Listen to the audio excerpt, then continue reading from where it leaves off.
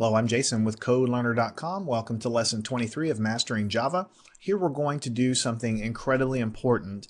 We've been doing and dealing with variables almost since the very first program we compiled in Java.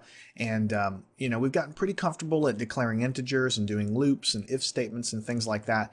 But there are a couple of things that I need to talk to you about regarding scope of variables and also the lifetime of a variable. And if I skip this section, or if you skip this section, then what's going to happen eventually is you're going to write a program that's going to be confusing and you're not going to know why it works. So let me try to short circuit that right now and tell you to please pay attention to this lesson because it will save you a lot of heartache in the future. First thing I want to talk about is the scope of a variable. What do I mean by that? First thing I want to do is point out to you that our main method here, which is the main body in which our program is going to run, is encapsulated between these curly braces here, these two. And later, as we do more complicated programs, we're going to create our own methods that we can call and then bounce back from, and so make more complicated programs. But for now, everything's happening inside of the main method.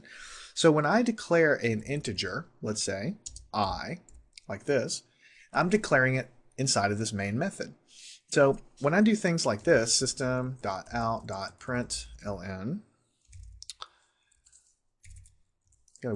bear with me here a little bit.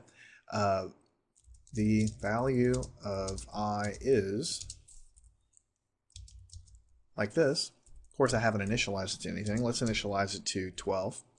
Of course, what's going to happen here is it's going to print it out because this variable has been declared up here. It's been initialized to a value.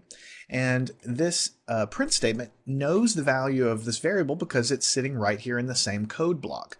So in other words, this print statement and this integer declaration are both inside of these curly braces. And so this print statement knows